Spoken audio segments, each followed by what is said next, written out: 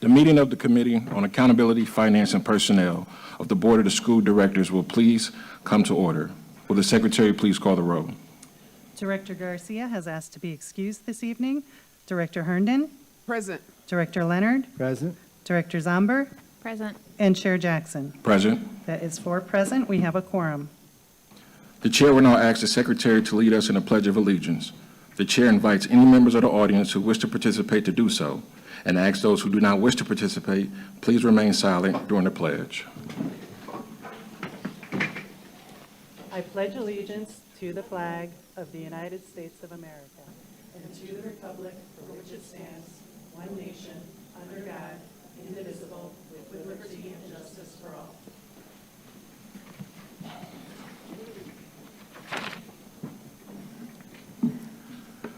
This meeting is being conducted from the Central Service Building.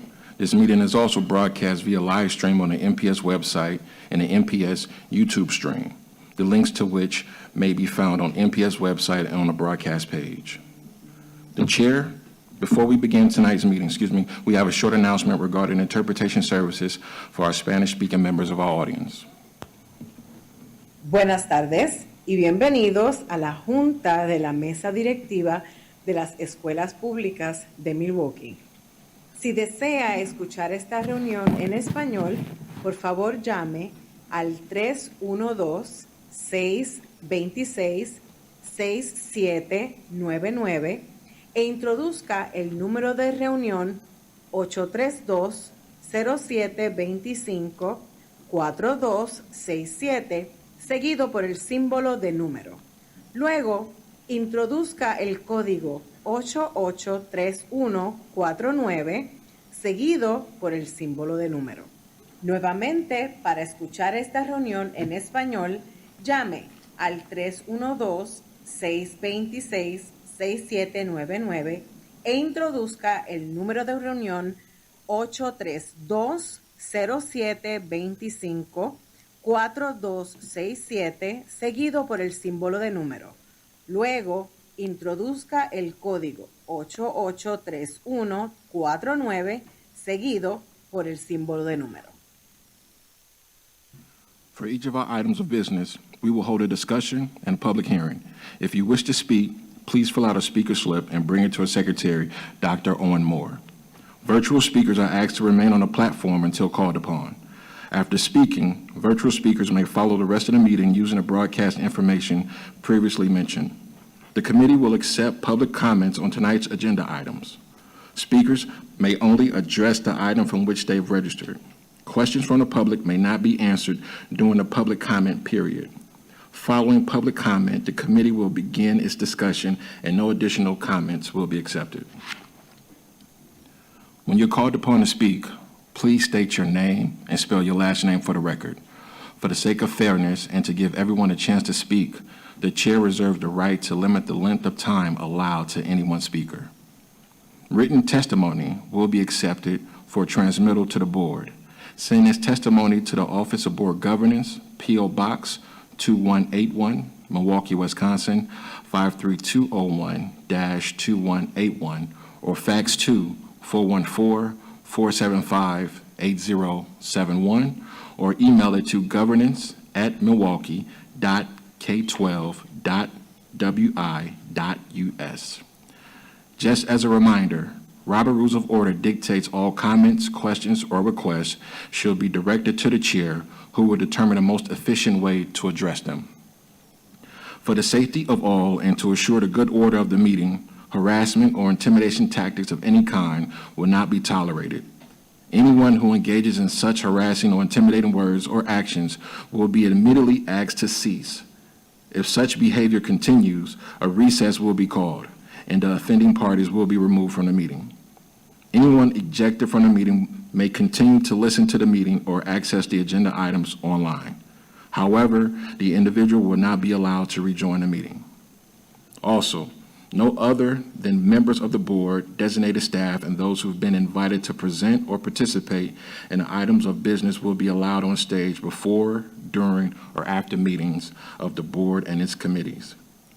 Finally, for our listening audience. If you wish to access this evening's agenda items and attachments online, you may do so by visiting Meetings, Agendas, and Minutes page of the MPS website. Now let's begin. Madam Secretary, item 1. Item 1 is action on monthly personnel matters, action on classified personnel transactions, action on certificated appointments, action on leaves of absence, report on certificated resignations and classified retirements, and the affirmative action report.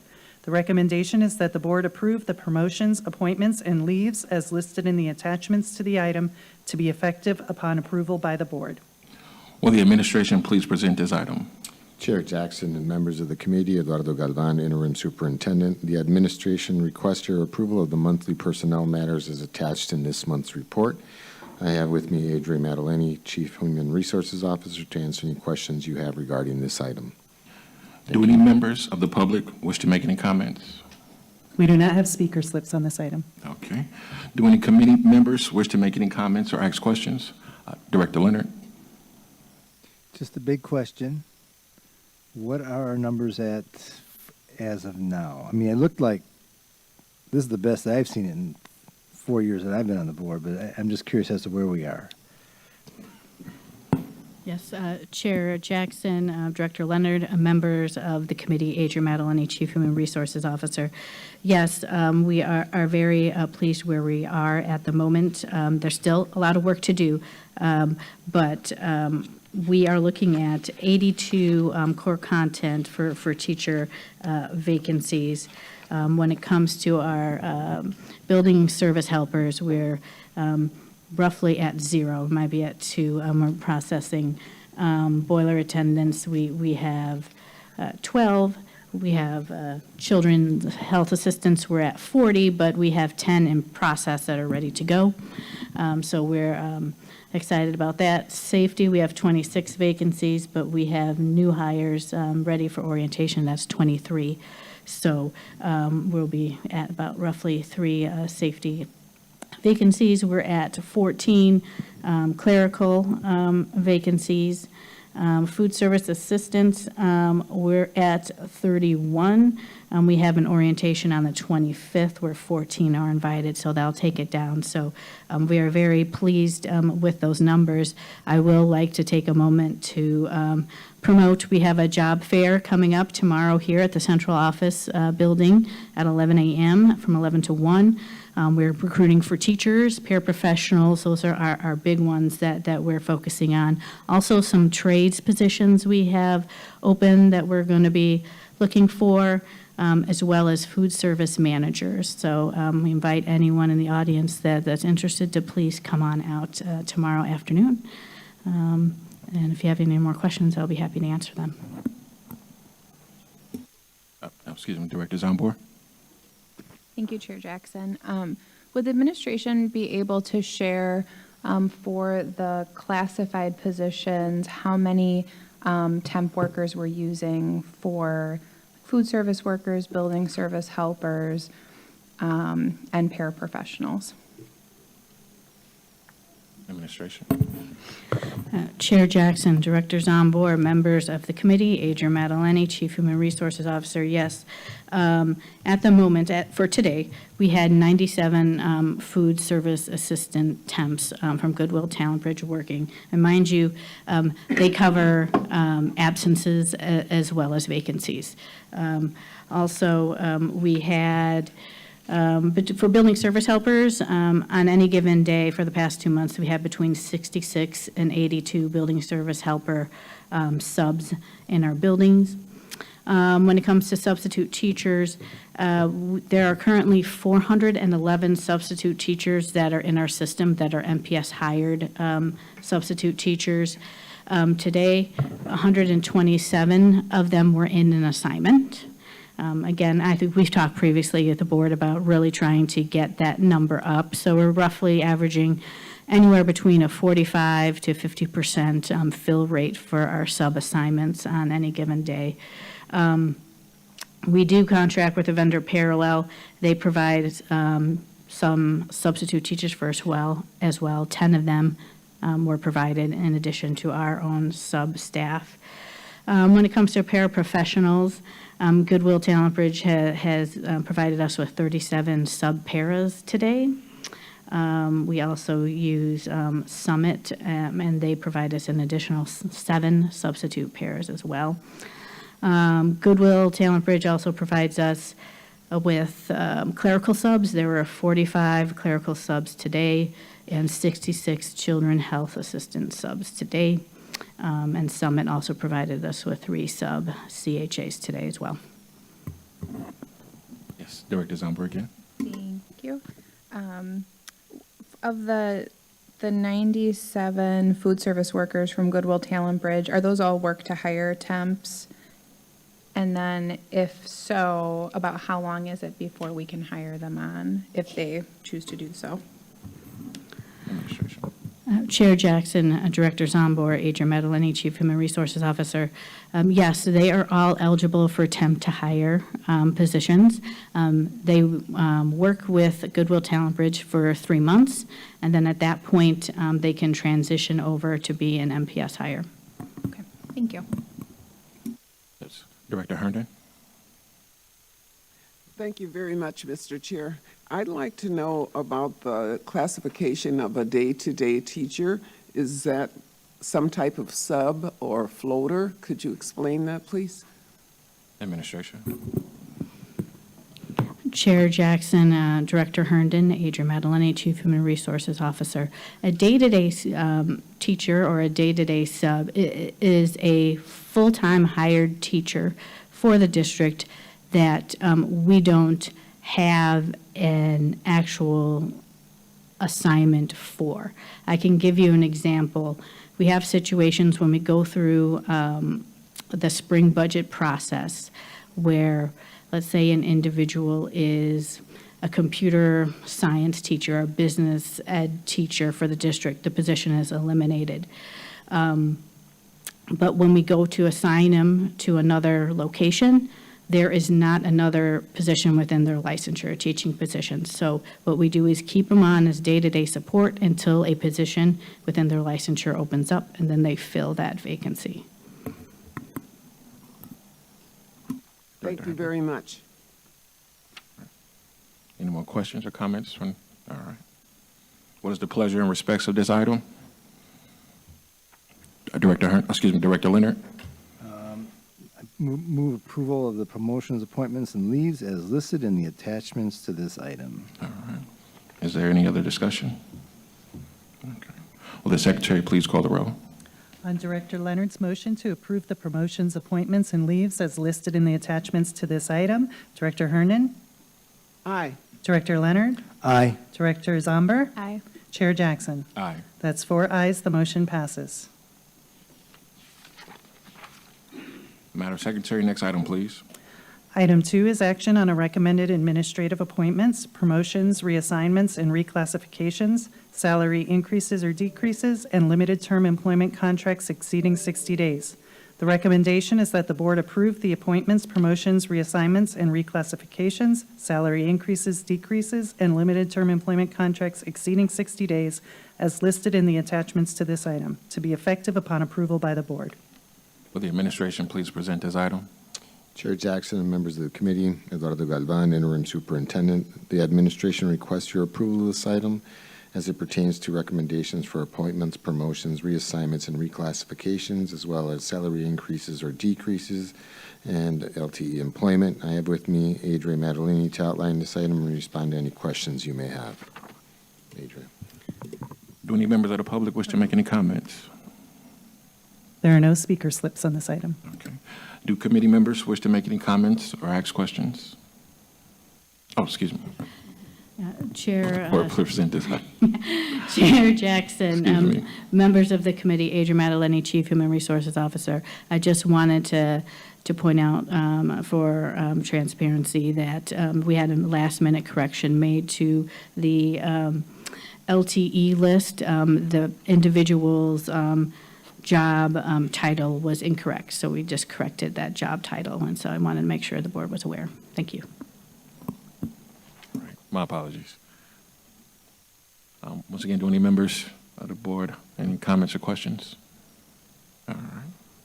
What is the pleasure of the committee in respects to this item? Director Herndon.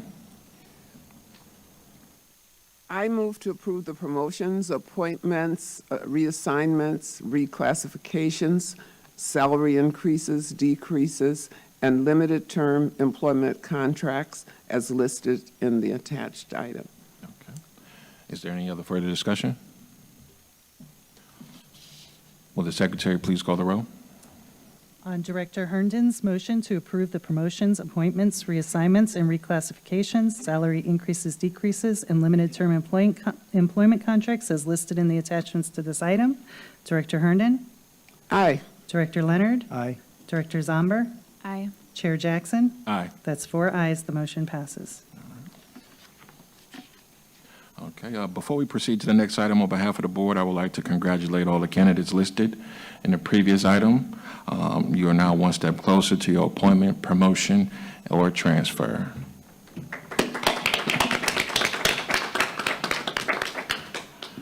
Madam Secretary, next item, please.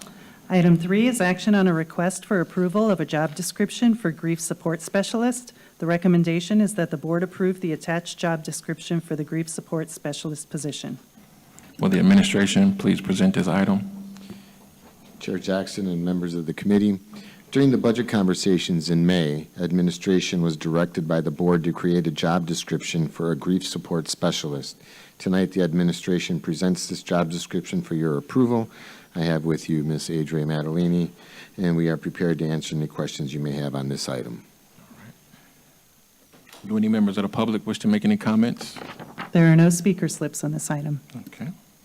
Do committee members wish to make any comments or statements? Director Leonard? Okay, so the first question is, when will we be posting this? How does that process actually work?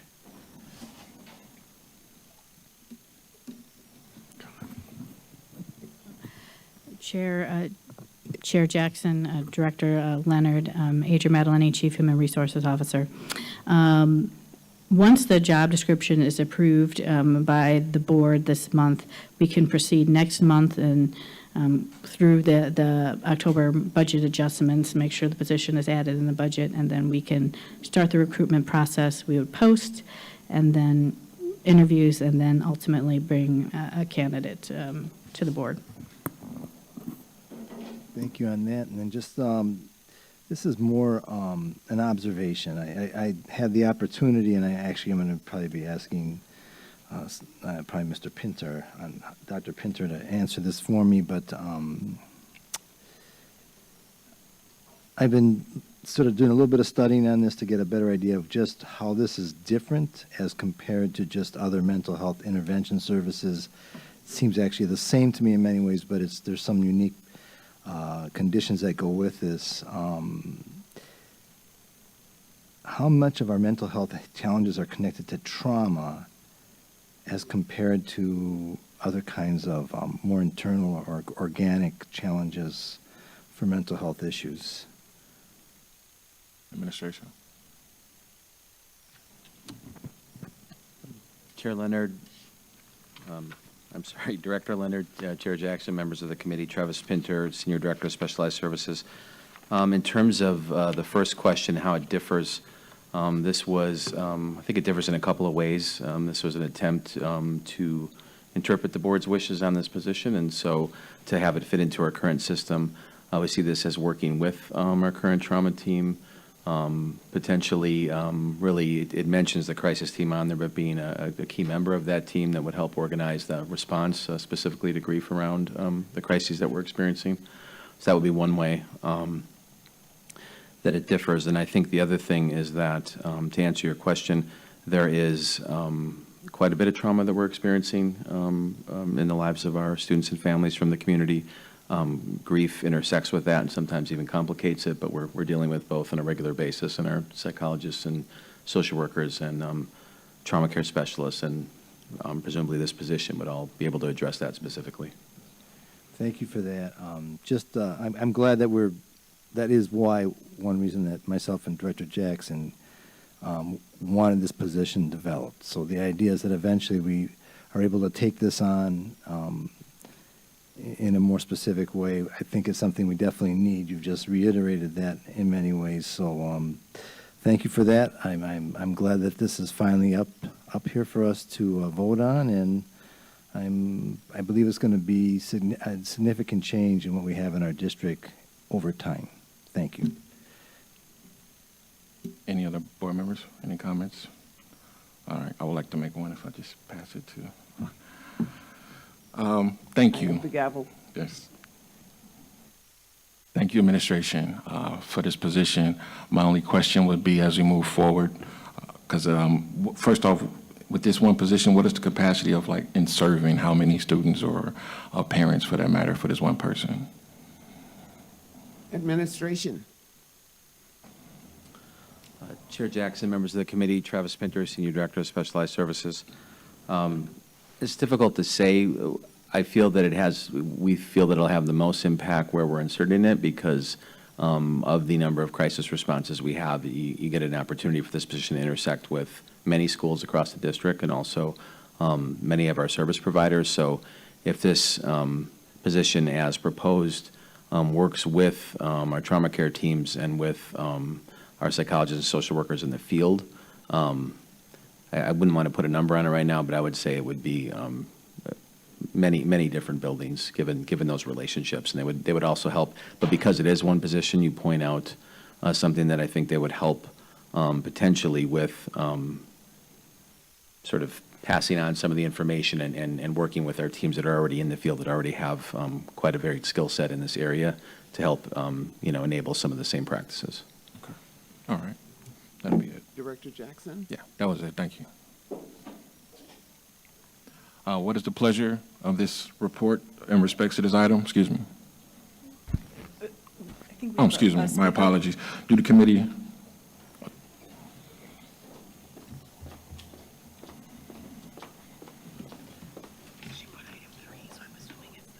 Okay.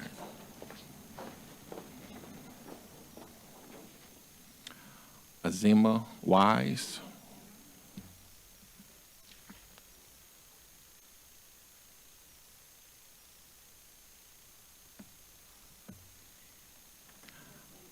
Yes. M.A. Wise, W-I-S-E. Gotcha. Just make sure your mic is on.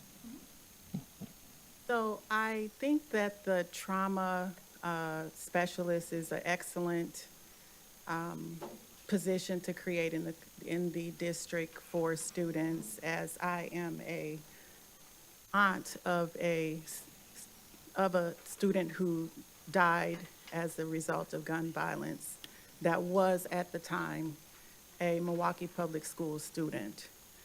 Is there just going to be one trauma specialist?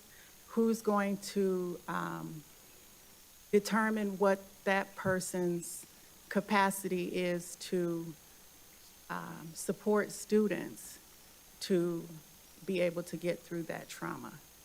And I also wanted to say I think it's appropriate, considering that students experience trauma, staff experience trauma at the hands of other staff, and to consider having perhaps a trauma specialist for staff position created is what I wanted to say.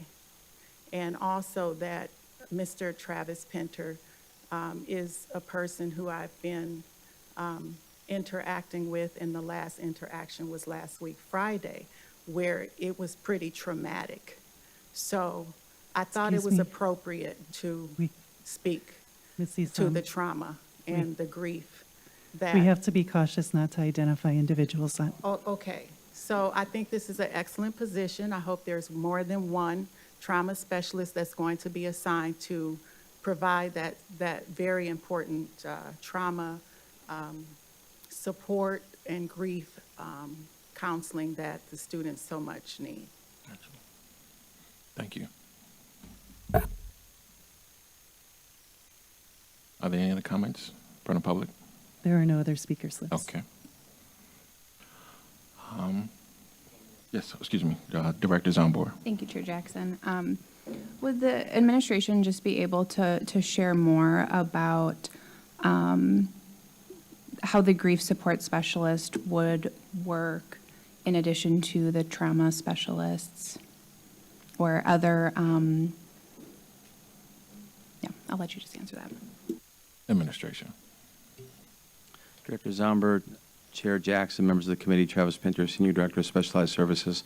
The position would work in conjunction with our current trauma care specialists. We have, I believe, after last budget cycle, in the city of 12, and then we have our mobile team, in addition to the, what they would do by working directly with our manager of psych services and allied health, and that was a strategic positioning because that person is also over our 160 or so school psychologists.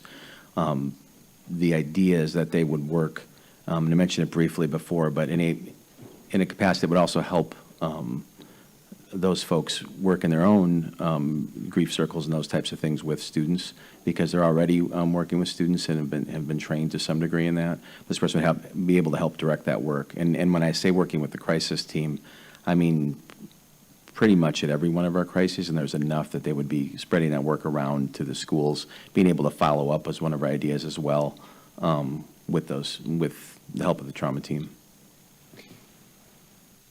If I may, again, whenever there's a crisis or a trauma in one of our buildings, and typically some of these things will come to us during the after hours or over a weekend, and our team responds immediately, right? So they help with the messaging, they help with students, they help with staff members who may have relationships with some of those impacted students, and they do that very, very well. I do want to just put a shout out to those wonderful people who are dealing in very difficult circumstances to support our schools. I have a comment. I'd like to pass it. I have the gravel. All right. To Mrs. Wise's point, and she made a great point with the trauma support for staff.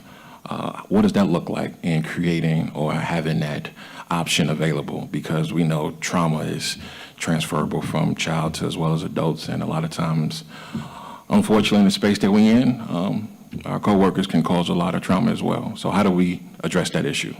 Administration. Director Jackson, members of the committee. Again, so part of that process can be handled, again, when that crisis team comes out, they are available to help any adults, staff members that are immediately in that area and impacted by that. In addition, through the district, there is an employee assistance program. When items like this would impact them in the long term, they can seek out extra help and through other avenues that they have afforded to them through our healthcare system. Director Jackson. No, understood. That's all. I pass the gavel. Do any other, excuse me. Administration. Chair Jackson, members of the committee, I just wanted to point out as well that we have an employee assistance program that's available for staff that are experiencing trauma or grief or any support. Mental health services are offered through our EAP vendor. They get 5 free counseling sessions to work through those issues and provide support. All right. And this is just addressing Mrs. Wise. Was that information good for you? Not a problem. Do any committee members address?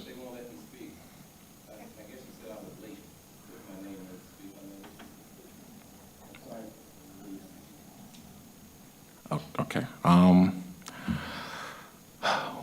Excuse me, Madam Secretary. There was a speaker slip that was requested after the public comment period. So typically, we wouldn't still allow speakers, but it's the pleasure of the chair. I will allow it because of it's not crowded here, the smaller audience. So.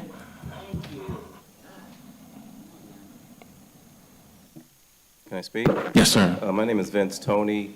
Early this year, when I heard that less than 20% of the students in Norfolk Division could read at grade level, I volunteered at North Division and Keefe Avenue Street School. No one's gotten back to me as why the administration at either of those schools could block me from coming in there. I have a master's degree in social work. I work for Child Protective Services. I've been trained in trauma-informed care. And even at Keefe Avenue Street School, I had teachers, after they wouldn't let me back in, asked other teachers what happened to him because he was able to help me, and it was a Caucasian teacher, calm her class Chair, down. the speaker needs to speak to the topic. Well, I'm done speaking anyway. That's all I had to say. All right, thank you, sir. What is the pleasure of this item with the committee? Director Zumbar? Thank you, Chair Jackson. I move to approve the attached job description for the grief support specialist position. Is there any other discussion? Okay. Will the secretary please call the roll? On Director Zomber's motion to approve the attached job description for the grief support specialist position, Director Herndon, Aye. Director Leonard, Aye. Director Zomber, Aye. Chair Jackson. Aye. That's 4 ayes, the motion passes. Madam Secretary, next item, please. Item 4 is action on monthly finance matters, authorization to make purchases, report on change orders in excess of $25,000, report on budget transfers, report on contracts under $50,000, and cumulative total report, report on monthly grant awards, acceptance of donations. The recommendation is that the board authorize the purchases and accept the donations as listed in the attachments with the appropriate acknowledgement to be made on behalf of the board. Will the administration please present this item? Chair Jackson and members of the committee, for this item, we are requesting your approval of the monthly finance matters. Janina Domchik is here to assist with any questions you may have regarding this item. Thank you. Do any members of the public wish to make any comments? You have no speaker slips on this item. Do committee members wish to make any comments or questions? Director Leonard. I believe this is in this section. I apologize. I was not catching on there real quick. Sorry. I just need an explanation on what budget transfers are. I just out of curiosity, what exactly are we looking at so I understand it more clearly? Administration. Nick Simran will answer that question. Director Jackson. Good evening, Nick Sinram, Director of Financial Planning and Budget Services. So the board has authorized the administration to to have the flexibility to transfer educational positions based off need. And so in this case, this was a teacher who is a world language teacher moving from a school or moving to a school that had a greater number of language education services needed. Thank you. That's fine. That's fine. All right. Any other comments or questions from the board? All right. What's the pleasure with this committee in respects to this item?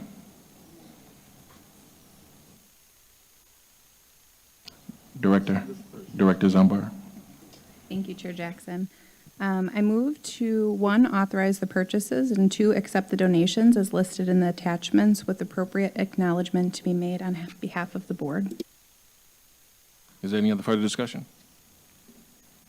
Will the secretary please call the roll? On Director Zomber's motion to, 1, authorize the purchases, and 2, accept the donations as listed in the attachments with the appropriate acknowledgement to be made on behalf of the board, Director Herndon, Aye. Director Leonard, Aye. Director Zomber, Aye. Chair Jackson. Aye. That's 4 ayes, the motion passes. Madam Secretary, next item, please. Item 5 is action on the award of professional services contracts. The recommendation is that the board authorize the professional services contracts as set forth in the attachments to this item. Will the administration please present this item?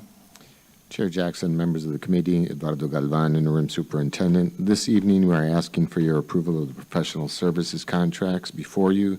Janina Domchik is here to assist with any questions you may have regarding this item. Do any members of the public wish to make any comments? We have no speaker slips on this item. Do committee members wish to make any comments or have questions? No. What is, Director Herndon? No. No, okay. What is the pleasure with this committee in respects of this item? Director Leonard. So I move to authorize the purchases and, I move to authorize the professional services contracts as set forth in the attachments to this item. Is there any other further discussion? Will the secretary please call the roll? On Director Leonard's motion to authorize the professional services contracts as set forth in the attachments to this item, Director Herndon, Aye. Director Leonard, Aye. Director Zomber, Aye. Chair Jackson. Aye. That's 4 ayes, the motion passes.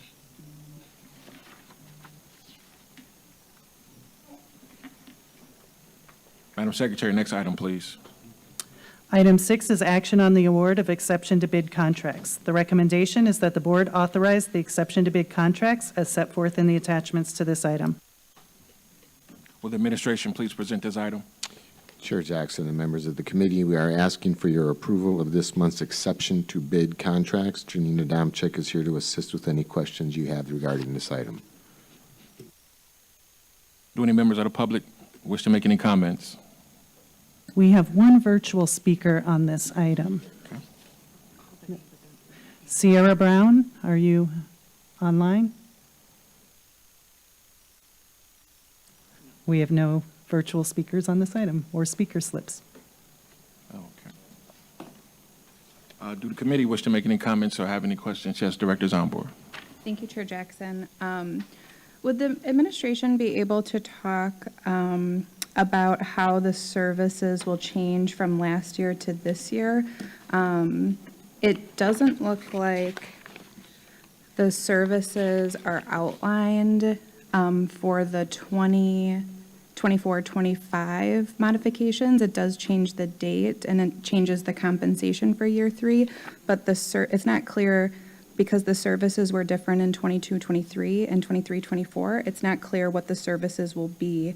So I'm wondering if you can explain that to the board. And then also, I do plan on requesting that we move this forward to the full board with a little more detail before we approve it.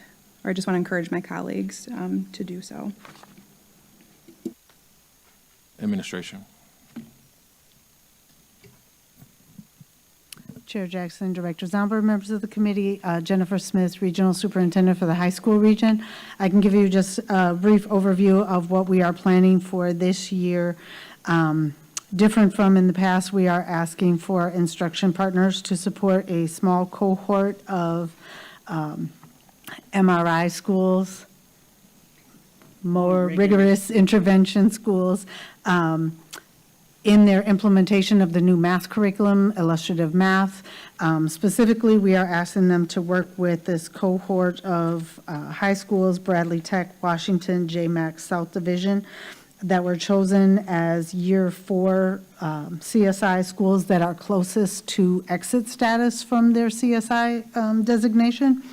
And so in their proposal for services, they have outlined creating professional learning communities with the math teachers at each school, conducting instructional walkthroughs with the leadership of each building, holding teacher focus groups, determining professional development needs, and working with the school throughout the entire year to build capacity around the math implementation. Director Zomber. Thank you, Chair Jackson. Thank you for specifying. Would the administration, if we waited to approve this until the full board, would there be time to adjust or just add that specificity into the contract before we approve it so that it's listed in there? Because right now only the price for year 3 is and not the actual services. Administration. Chair Jackson, Director Zomber, members of the committee, Janina Domchik, Director of Procurement and Risk Management. Yes, we will be able to update the contract, and we could have it ready in time for full board. Thank you. Director Leonard. Just I spoke with Ms. Adamczyk and back. I did, so I'm just for the public's knowledge, I did ask for a detailed cost of services that she said she would be able to give to us as well. And I don't know if you'll have that ready for the full board meeting, but at least by the next board meeting. Administration. Chair Jackson, Director Leonard, members of the committee, Janina Domchik, Director of Procurement and Risk Management. We will get that information for the full board. Okay, thank you. have a question. Pass it. Okay, I have the gavel. Just, can you explain who are exactly our instructional partners? Administration.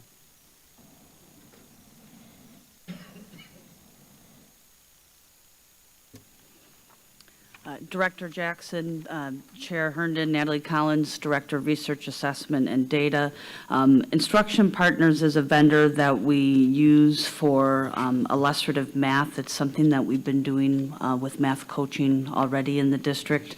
They support students in grades 6 through algebra, all the way up to algebra 2. It relates to coaching, a lot of the things that Dr. Smith already highlighted and what their scope of services is going to be. What their work is also going to do is align to the evidence-based instructional strategies, or what we call EBISs, for the school improvement plans, and what their alignment to how they're spending the funding is, and being identified for more rigorous intervention. So they're able to support professional learning committee work specifically around digging into math with those schools. Okay, all right. I'm passing the gavel back to Chair Jackson. Thank you. All right. Committee members, any other comments, questions? All right. What's the pleasure of this item in respects? Directors on board? Thank you, Chair Jackson. So I move to, I'm going to move without I'm going to move to, let's see, I'm going to move this item to the full board without recommendation related to the exception to bid contracts as set forth in the attachments to this item. Any other discussions? All right. Madam Secretary, please call the roll. On Director Zomber's motion to move this item to the full board without recommendation on the exception to bid contracts as set forth in the attachments to this item, Director Herndon? Aye. Director Leonard? Aye. Director Zomber? Aye. Chair Jackson? Aye. That's 4 ayes, the motion passes. Madam Secretary, next item, please. Item 7 is action on monthly facilities matters, FMS award of construction and professional service contract recommendation. The recommendation is that the board approve the attached construction and professional services contracts. Will the administration please present this item? Chair Jackson and members of the committee, we are asking for your approval of the awards, contracts, and recommendations as attached to this month's Facilities Matters report. I have here Mr. Sean Kane to address any questions you may have concerning this item. Are there any comments from the public? We have no speaker slips on this item. Okay. Do committee members wish to make any comments or questions? Director Leonard?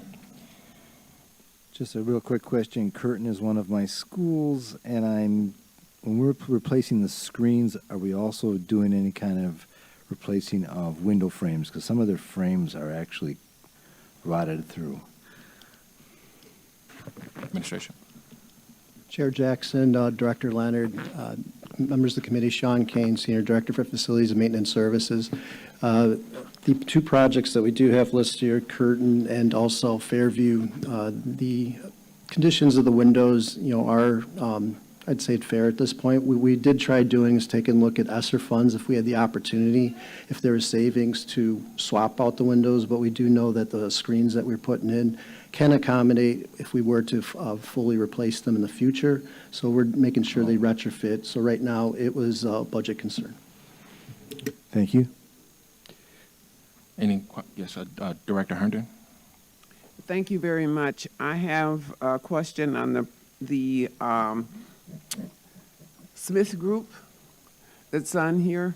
I'd like to see clarification because I'm guessing when I think that by cohort 7, you probably mean playground reconstruction. Typically, we refer to those that are done by reflow as cohorts, but that could be accurate, it could not.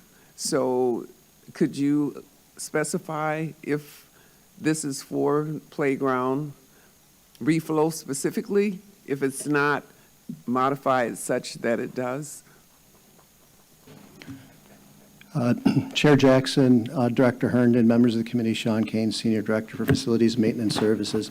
Yes, this is pretty much a standard language that we've had previously on recommendation letters, but this relates to the school ground reconstruction projects. So the green infrastructure upgrades does coincide with some of the previous contract language that we do have. And yes, this is for cohort design services for 7 for the upcoming school year. Okay. Currently, right now, we have 5 that are wrapping up for construction. Thank you. Okay, I have a question. Pass the gavel. I have the gavel. Just out of curiosity, do we have any youth apprenticeships or interns that work with any of these companies that come from MPS? Administration. Chair Jackson, members of the committee, Sean Kane, Senior Director for Facilities and Maintenance Services. Yes, there are school assignments for all professional service contracts as well. So there is participation with students working maybe with the engineer firms, and then also too, like certain inspection services. So yes, there is a program that is part of the assignment for the contract. These particular ones right here, that's what I was saying. Administration. Chair Jackson, members of the committee, Sean Kane, Senior Director, Facility Maintenance Service, yes, they are part of this contract. Gotcha. All right, thank you. You want the gavel back? Yes. I'm passing the gavel back to Chair Jackson. Any other comments from the committee? Yes, Mr. Chason. Chair Jackson, Matt Chason, Office of Accountability and Efficiency. Some of those student engagement requirements, you can see the detail for those in the CCS requirements, which appear at the end. It's the final paragraph of each of the contracts. So for example, with the one in question here for Smith Group, you can see that there's 200 student employment hours that are required in addition to 10 hours of career education. So you can see those details available in each contract at that level, and that's set by the Contract Compliance Services area under the OAE. Happy to answer any questions you might have on that. Okay. Thank you. I appreciate that. And I also want the public to see and know where we're doing with our youth apprenticeships and where we're placing them after they graduate. So I appreciate that. Any other comments from the board? All right. What is the pleasure of this committee with respects to this item? Director Herndon, Director Zumbar. Thank you, Chair Jackson. I move to approve the attached construction and professional services contracts. Okay. Is there any other discussion? Madam Secretary, please call the roll. On Director Zomber's motion to approve the attached construction and professional services contracts, Director Herndon? Aye. Director Leonard? Aye. Director Zomber? Aye. Chair Jackson? Aye. That's 4 ayes, the motion passes. Madam Secretary, next item, please. Item 8 is action on the closure of South Accelerated Academy and Vincent Accelerated Academy. The recommendation is that the board approve the closure of South Accelerated Academy and Vincent Accelerated Academy effective at the third Friday reassignment date for the 24-25 school year.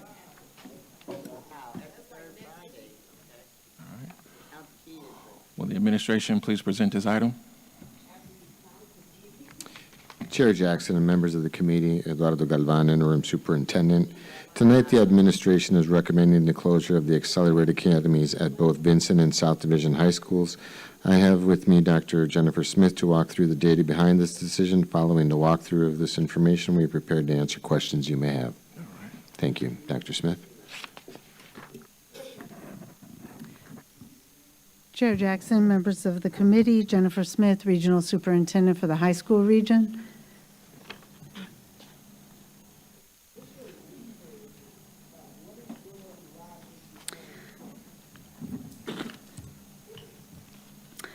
Okay, tonight the presentation will touch on the 5 priorities for success, specifically increasing academic accountability, ensuring fiscal responsibility, and strengthening communication and collaboration. But it is with the strategic plan in mind that we bring forward tonight updates on the accelerated academies at both Vincent and South Division. Specifically, recommendations of our presentation speak to right-sizing the district and student achievement and graduation. In 2017, the board took action to address concerns related to the state report card scores, specifically at South Division and Vincent. The action was to create the accelerated academies at these sites to work with a maximum of 100 students in each academy during each school year. Students for the academies were focused around at-risk students due to credit deficiency and/or low attendance rates. In 2019, we came back to the board with an update on the accelerated academies, and at that point, we were led to use the competency curriculum at both of the sites, which means that students must be tested and score at a 4.5 reading level to access the competency curriculum at both sites.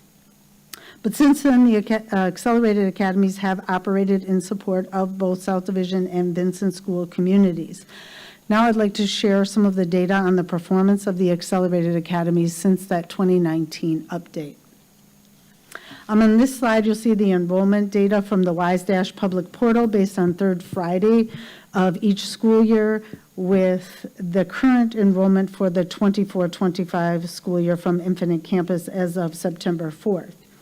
You'll see on this graph that neither school is at or has utilized the full 100-seat capacity in the history of the Accelerated Academy programming. This slide will show you the attendance rates going back to the 2018-19 school year. Again, this is from the WISE- public portal data. Although attendance was a focus area in the creation of the accelerated academies, their attendance data historically shows that accelerated academies have attendance rates significantly below the high school attendance rates.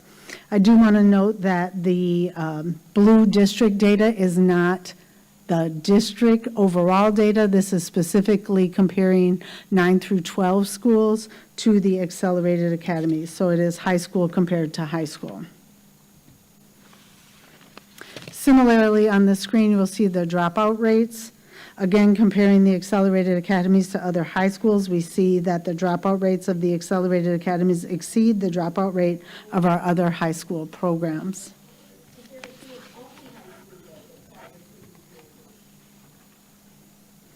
This slide will show you the four-year completion rate.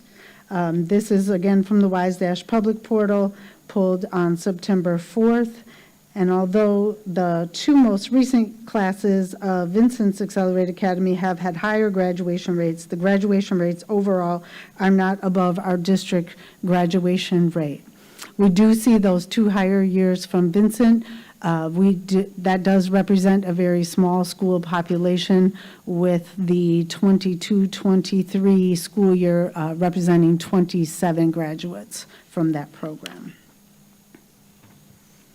So based on this data, the opportunities to serve at-risk students in other existing programs within the district, and the need to use the full staff from the accelerated academies in other capacities, the administration recommends closing the accelerated academies at the third Friday budget adjustment. We do not want to diminish the impact that accelerated academies have had on individual students, but we feel we can be more responsible with our resources and our staff. With board approval, we would begin meeting with staff and then students and communicating with families. All students would remain at their current school location and in the same competency curriculum program. Changes for staffing would occur with the same third Friday adjustment that all staff participate in, and we would work with the Department of Public Instruction to end date both of those school codes.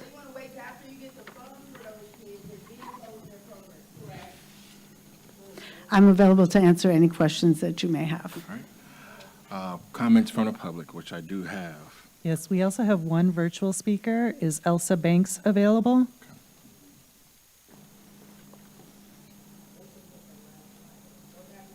She is not available. Sheila Tompkins.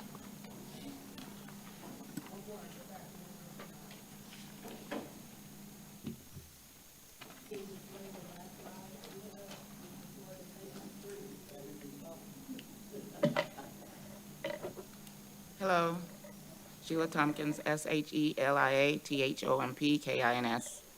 So you want to dismantle the Accelerated Academy for the students. Isn't that educational growth? And these students are the ones that need these things regarding getting in trouble in school, truancy, and everything else. They find the time at the nighttime to come to schools. Apparently, you need the funds. You're doing a head count, and you're taking them out. What are you going to do with the money after that? What are you going to do with the money after that? And the classes and the students that you promised that need these things, educational growth and mental health. To pass the competency test, the reading scores are low. The math scores are low. And then you want to put them into a regular school setting where they are already having problems at. Make it make sense. You don't care about these kids. You don't. You can't even look up. Jennifer Smith, you gave such adequate data for our kids, our students. You don't know them. You don't. And to speak as an individual, and you have everyone here speaking up for these children, these students, and the teachers. You don't care, not one bit. What are you going to do with the money?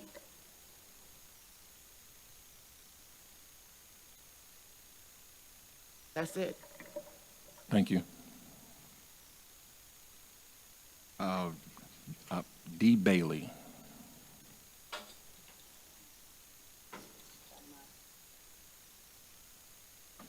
Deshonda Bailey, B-A-I-L-E-Y. Has the time has started. Put your mic. Can you restart my time since my mic wasn't on? 2:30. Thank you.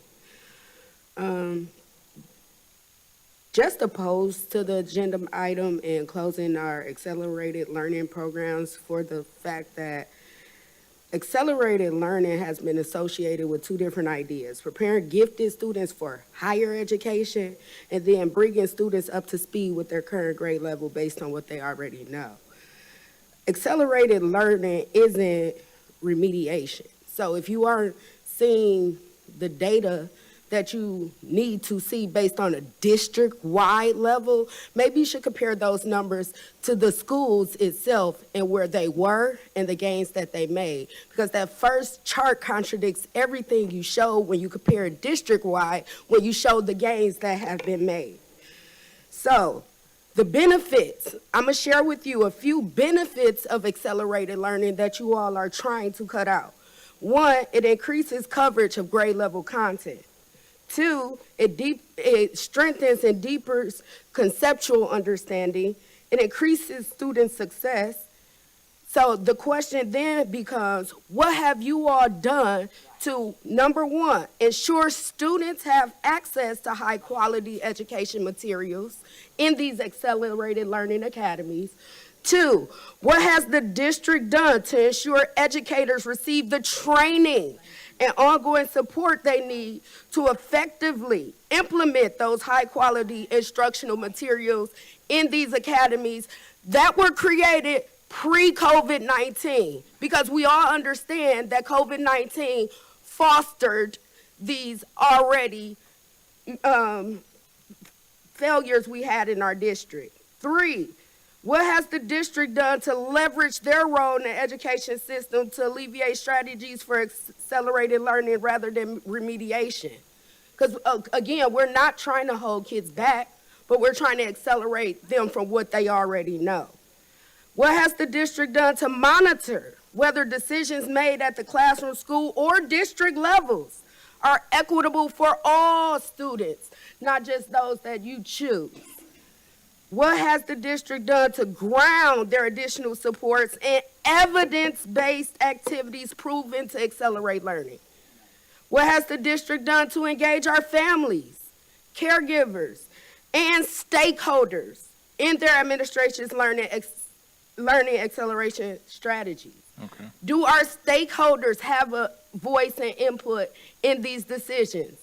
If so, who are they? Where are they? Because we're just not seeing it. So there are things that we Bailey. can do, Ms. Bailey? but the question now is, what are you all doing on the district level? Understood. Thank you.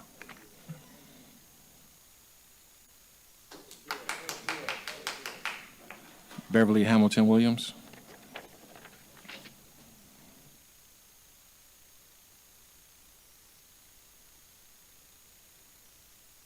Dialogue is like a response, so I hope you guys jotted down those questions and have a response to what we have done thus far.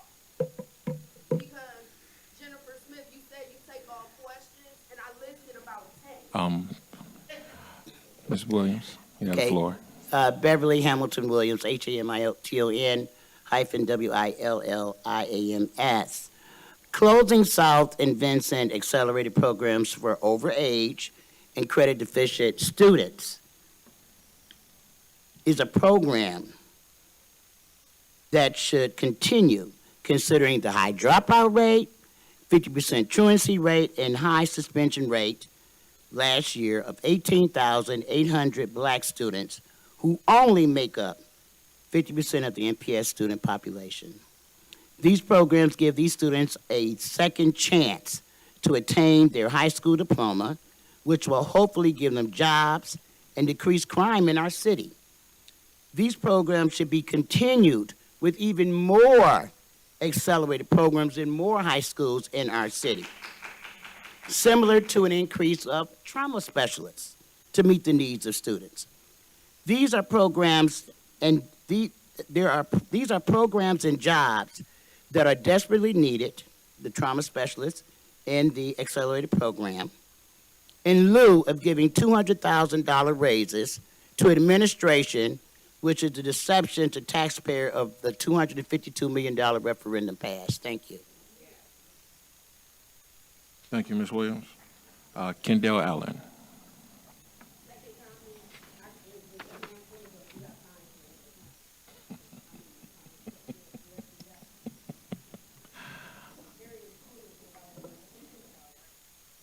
We got to keep it Kendall rolling, Allen. Ms. Bailey. Kendale. With the speaker right here, we got to give respect to the speaker. Respect to the speaker. Mr. Allen. Do I gotta say my name again? Yes. Kendale Allen, Kendale. So basically, Milwaukee Public Schools is planning to close approximately a bunch of schools, and my thing is this: let's get straight to the point. Who's failing? Is it the taxpayers failing these students for the rates that you're seeing on the data, or is it the teachers? Is it the politicians? Like, who is we blaming?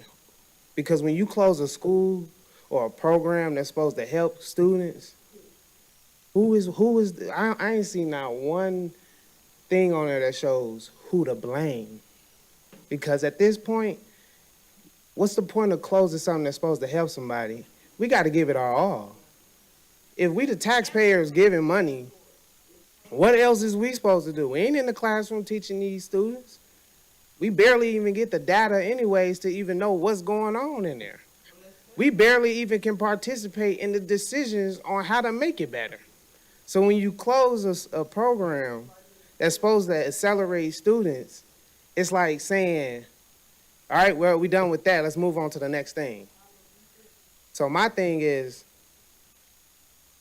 let's start figuring out what we really need to do to help these students instead of just keep doing it by ourselves and then just announcing it that this is what we think should happen according to our staff members, according to our people. This is what we want. Because we can't keep giving up on these kids when they need us the most. And then you saying, oh, we don't want them on the school. Well, you even want them in school, you don't want them on the street. Where do you want them? We gotta do it. We have to make sure that they accelerate. If we don't, where is they gonna go? And then who's gonna have to deal with them then? Pipeline to prison? Is that what we want to keep saying? So my biggest thing is, regardless of whatever decision y'all make, my thing is we can't keep closing schools. We can't keep closing programs. The students need help. The communities need help. And MPS needs to make a better plan on dealing with situations when it comes to these students so that they can come into these schools with people who know how to deal with them. That's it. If you ain't got the best programs, and it's going to keep happening like that. Thank you, Mr. Allen. Evan Stevens.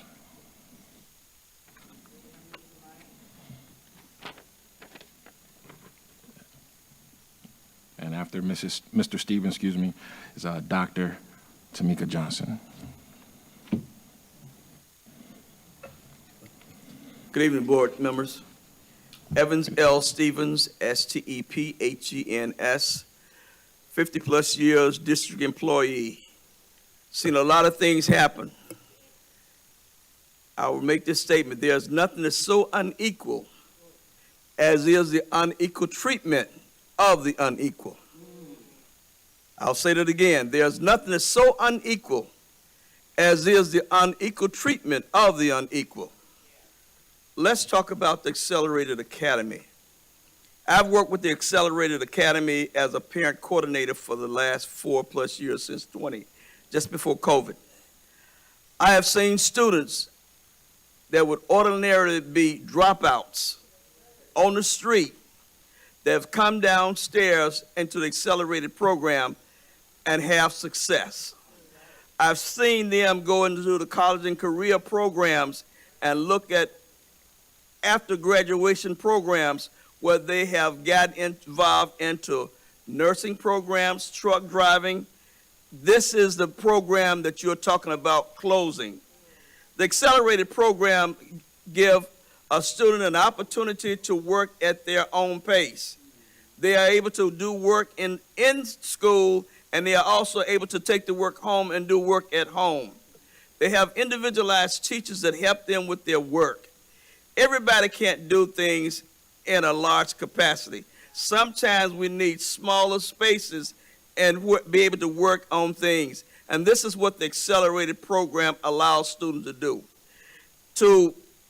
We are 3 weeks in now. To close the accelerated program right now, when students are 3 weeks in and they have a mindset to work, and now you say you got to close it, you got to go to a comp, you got to be able to have at least a 4.5 or 5 reading level of 5. A lot of our students are not there. But if you give them an opportunity to be in a program and work at their own place, they will exceed. I've seen a lot of success in the accelerated program. Rather than close it, maybe a reduction in the amount of money that you're putting into it. But to close it, I don't think this year is a wise decision to do. And then parents are going to be very disappointed. We need to do everything we can to get parents on our side as opposed to have them against us. And to close this now, because some kids have not been going to school at all. But now they're going with it because they come 3 hours, they can get a job, some of them have children, they can go home and babysit their own children. It's a windfall, even though the data may not show it, but it's a windfall for us, it's a windfall for families, it's a windfall for the community and our city. Thank you. Thank you, Mr. Stevens. Dr. Tamika Johnson.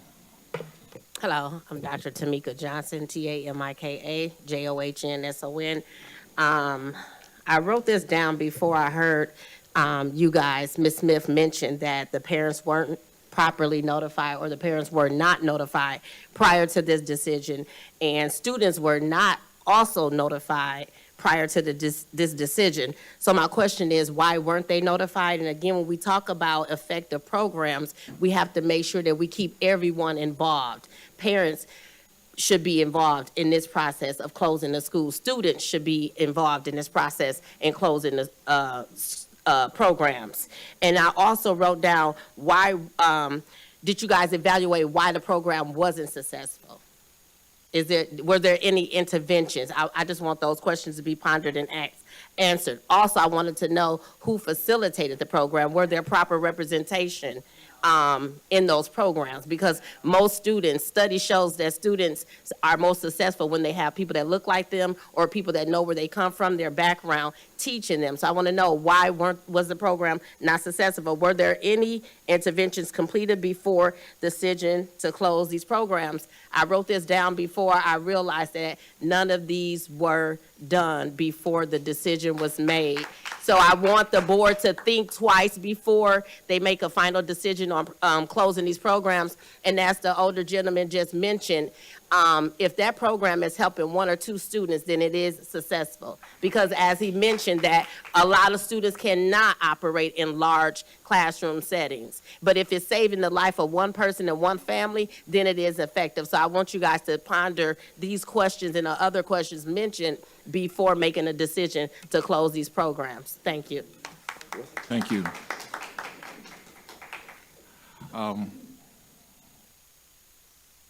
Ms. Bailey, you have another speaker slip here.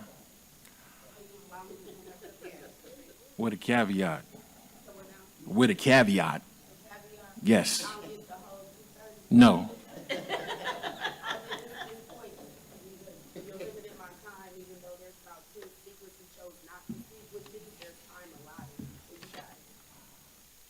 But you see, it was a compromise. It was a compromise I was trying to make. It was a compromise. It's okay, but if I can't get the whole time, it's fine. Okay. Because again, we can't compromise when we talk about student success. I was just only talking to you about coming up and having a second, speaking the second time. Especially when we Not a go problem. with others. If we can just get Ms. Smith to answer maybe 1 or 2 of the 10 questions raised, or even, hey, I don't even. Chair Jackson. Not a problem.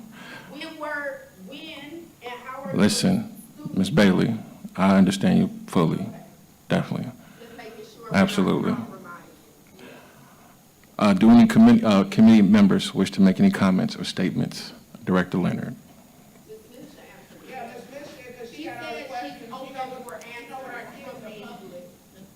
Okay. So, first of all, I'm very troubled by the fact that this is the first time we're talking about this. I mean, we saw it on Friday, obviously, but as parents and students were not notified. I don't know how we're going to deal with that.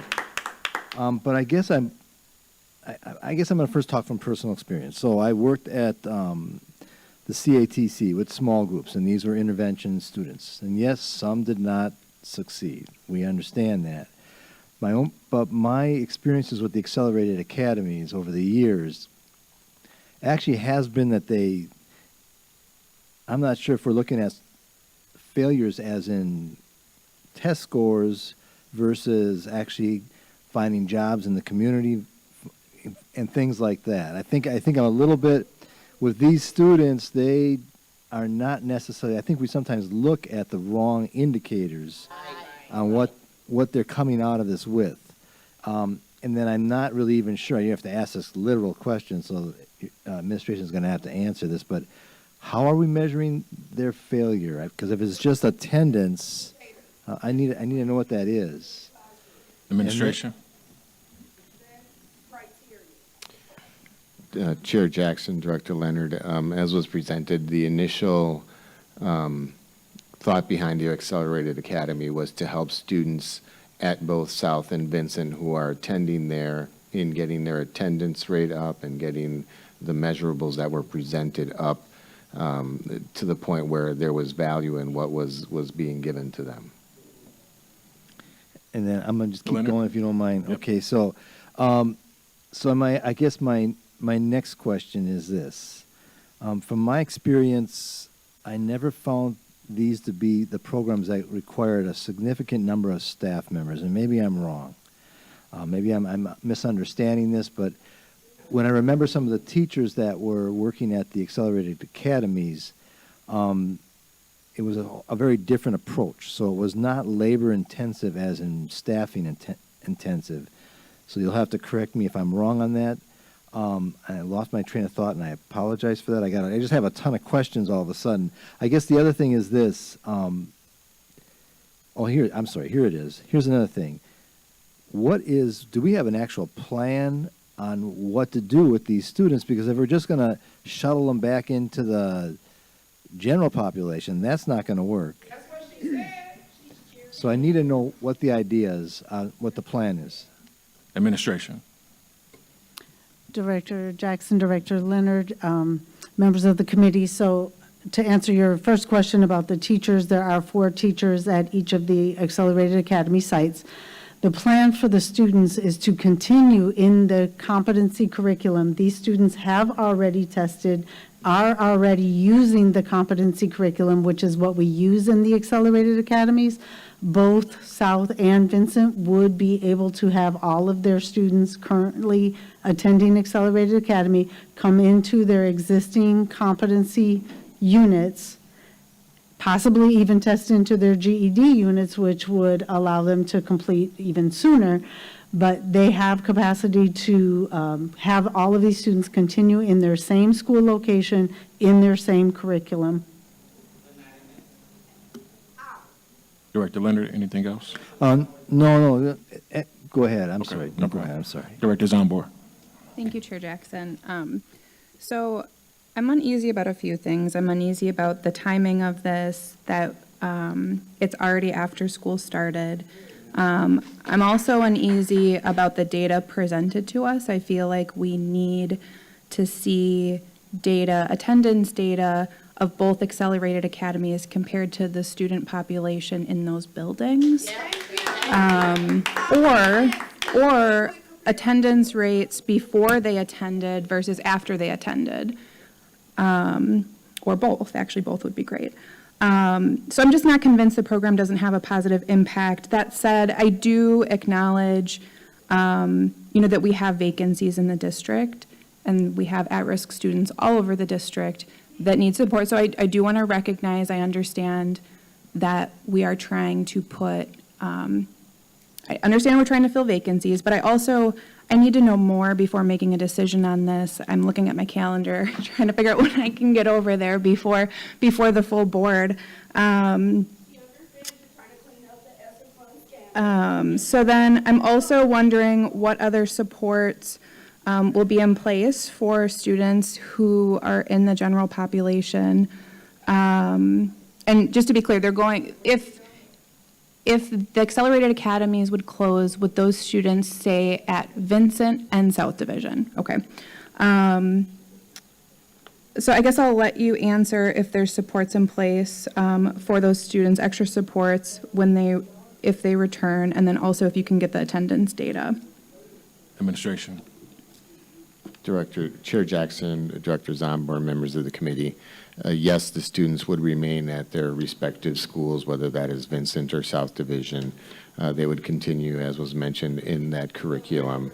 They would also have the added supports that were allotted to any of the students that attend those schools regularly. So they would, have the support staff. They would have access to school activities, whether that's sports or whatever, if they choose to participate in that. We can certainly get you the attendance data as well. Director Zambor, anything else? Actually, what vacancies would this, what vacancies do we have in the district that the staff would fill if this was closed, or these were closed? Administration. Director Jackson, Director Zambor, based upon the staff members' qualifications and licensure, if there are existing positions within the building, they would obviously have that opportunity to remain there in the building, or where there are vacancies that they choose to go to based upon their qualifications. Okay, thank you. Director Herndon. I have a question in relation to the age groups of these students. I know over the years there were programs that were put forth for students that say were over the age of 16 specifically. So I want to know if that's the type of thing that's going on here, or are these typical ninth graders, which would be around the age of 13, 14, somewhere in there? What was the age group that was specific to these programs? Administration. Chair Jackson, Director Herndon, members of the committee, Jennifer Smith, Regional Superintendent for the high school region. To answer your question, we do not have an age limit per se on the accelerated academies. The item that was written asked us to identify students who were credit deficient and/or had attendance concerns. So ninth graders would not qualify for that because they would not be credit deficient at that time. Most of our students are in their third or fourth year of high school. Director Herndon. Then my question is this: doesn't the school district also have a rule for a student basically aging out around, I think, 19 or something like that? And if so, is it conceivable that some of these students would be at that point of aging out? Administration. Again, if there's a student that has special education needs, there are requirements under the law that they would remain in school. Once a student reaches the age of 18 and if the parent or that student decides they don't want to go to school, they don't have to go to school. Okay, so there's no age limit, which means if they were going back into the regular population, there would not be a problem. If they, Director Jackson, Director Herndon, if they are school-aged children, they can attend the school. Yeah, the special needs are like 20 or 21, right? Yeah. What about those without special needs? Anything else, Director Herndon? That would essentially age out. Director Herndon, anything else? Where's the equity? No, No. Okay, I would like to pass the gavel. I have the gavel. Just before I even start, I think this word is being thrown around, and I don't think people really understand the context of how we even categorize our kids. We keep saying general population as if it's a jail. That's very disheartening to hear. And I think Mr. Allen said it earlier, prisoner pipeline. We cannot address from going one state to the next and saying general population. Yeah, we need to throw that word out. That is not the context, that is not the proper verbiage to use in talking about our students transitioning from one place to another and being general population. Secondly, in closing of being done with this program, how were parents notified? What are their thoughts? In addition to that, I know there's been success stories of students a part of this program as well. So can we hear about those success stories, instead of this, this bad news, so to speak? Administration.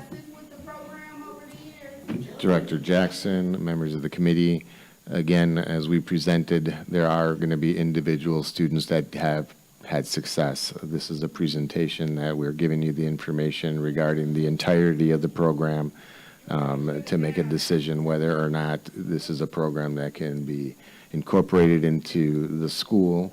Those students would still receive those services regarding the competency program, and they'll have the added benefit if they choose to participate in other activities at the school level, they will be able to do so.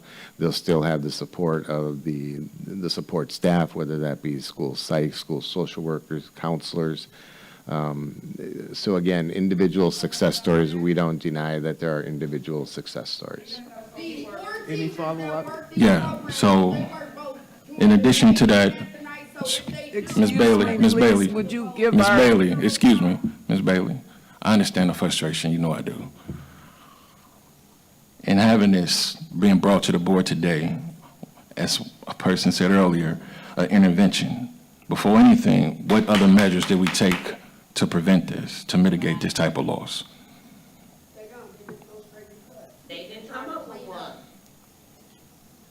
Director Jackson, members of the committee, Jennifer Smith, Regional Superintendent for the high school region. The support that we put in place was the competency-based curriculum. When the program was first initiated, there were no outlines on how we were to structure the academies. And so we brought in the competency-based curriculum to ensure that we had a standard approach to what students were learning, how students were learning, and we also made sure that we were assigning kids to the accelerated academy that could be successful there. And so that's why we began implementing the reading assessment to ensure that our students could access and be successful with the competency-based curriculum. It also allows us to designate which students may be more appropriate for a different type of program, the GED program, for example. We do have competency and GED operating in other high schools now, 9 other high schools and 2 other alternative schools. And so this gave us consistency to how we approach this. We also have offered training and professional development to our competency-based teachers throughout the years. so that we are ensuring that the services that are provided are the highest quality services. I do want to acknowledge that we do have some older students there, but we make a real attempt to identify students before they get close to that point where they're becoming 18, so that we can get them on this accelerated pathway prior to the point where they're 18 and having to make a decision of continuing. Any more Got more. Okay. I'm passing the gavel back. Gotcha. So, what's the pleasure of this committee in regards to this item? Director Herndon. Mr. Chair, I move that we move this item to full board for the full board's discussion on it.